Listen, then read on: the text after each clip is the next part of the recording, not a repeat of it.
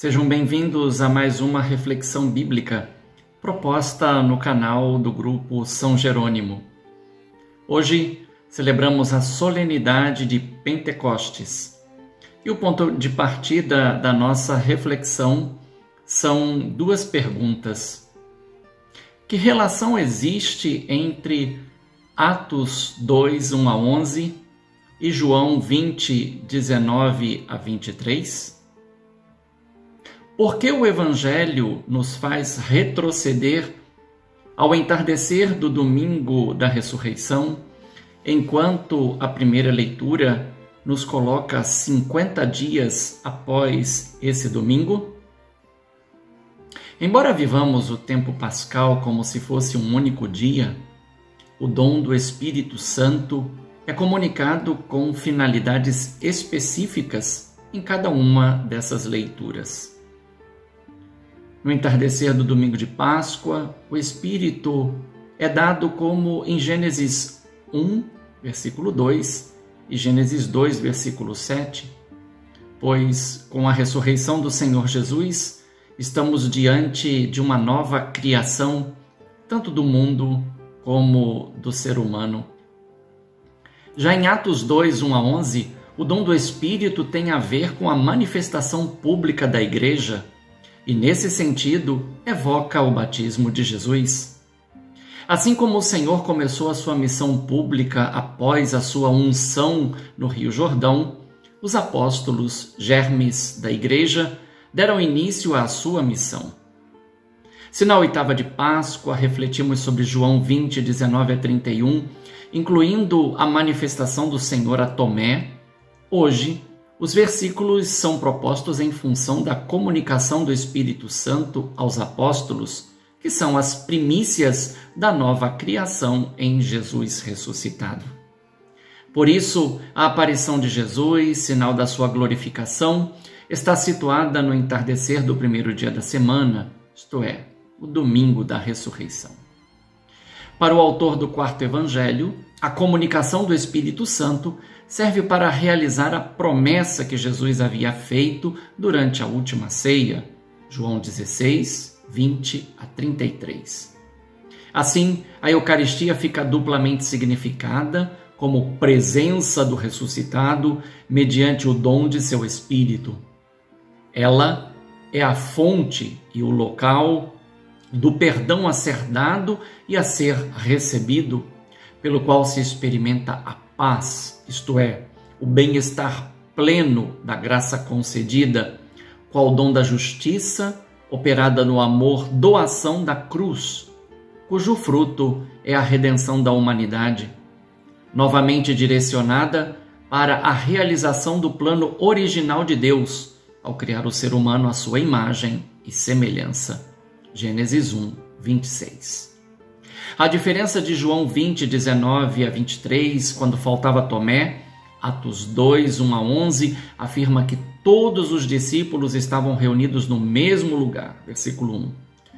Não se diz qual era o lugar, mas nada nos impede de pensar que foi o mesmo andar superior da sala onde Jesus celebrou a última ceia com os seus discípulos.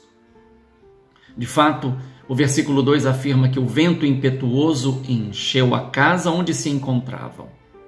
Esta casa é sinal da Igreja e atesta que onde 2 ou 3 estão reunidos em nome do Senhor, Ele está no meio deles pelo seu Espírito. Línguas de fogo sobre as cabeças significam que todos foram ungidos e são como lâmpadas cheias de azeite e acesas para concretizar a ordem: vós sois a luz do mundo. Brilhe a vossa luz diante dos homens, para que vejam as boas obras e glorifiquem o Pai Celestial. Mateus 5, 14 a 16. O dom do Espírito Santo acontece em função da boa nova do reino, a ser vivido e anunciado ao mundo inteiro, logo em todas as línguas e conforme o Espírito os inspira. Ele que falou pelos profetas e nos últimos tempos pelo próprio Filho, agora passa a falar pela Igreja em sua unidade essencial. A notícia sobre a multidão de judeus provenientes de todas as nações alude ao fato de que, por ocasião da festa das primícias e que recordava o dom da aliança selada no Sinai, denominada Pentecostes pelos judeus da diáspora, reunia não apenas judeus, mas também tementes e prosélitos. Disto resulta o espanto frente ao reconhecimento de que os apóstolos fossem todos galileus, mas compreendidos na própria língua. É bem-vinda a comparação que se costuma fazer entre o episódio da Torre de Babel, narrada em Gênesis 11, 1 a 9, e o evento de Pentecostes. Enquanto no primeiro relato houve dispersão por causa da confusão das línguas, devido às más intenções humanas, no segundo houve união, porque a diferença das línguas deixou de ser um obstáculo e se tornou a aceitação das maravilhas de Deus. Se em João 20, 19 a 23, Jesus ressuscitado colocou-se dentro do lugar onde os discípulos estavam a portas fechadas por medo dos judeus, em Atos 2, 1 a 11, os que foram ungidos pelo Espírito Santo saíram e foram expostos à multidão. Esse dom e essa reunião foram previstos pelos profetas, conforme Joel 3, 1 a 5, Isaías 60, versículo 4. A língua dos ungidos pelo Espírito Santo se torna universal e por eles sopra onde quer para distribuir os seus dons e carismas, implantando a igreja no mundo por meio de uma multiplicidade de ministérios, cujo centro é a manifestação do amor de Deus. Disso resulta claro que a unidade refeita em Atos 2, 1 a 11, não pode ser confundida com uniformidade. É o que atesta o ponto essencial em 1 Coríntios 12. Ninguém pode dizer que Jesus é Senhor a não ser no Espírito Santo, porque somente na sua unção se pode confessar a fé em Jesus nas crises, adversidades e perseguições. Essa unidade é a virtude intrínseca da Trindade, que mediante o batismo passa a agir na vida dos fiéis. Assim, dentro e fora da igreja, o Espírito Santo atua, gera e forma o ser humano íntegro, configurando-o a Jesus Cristo, pelo qual o Pai é glorificado.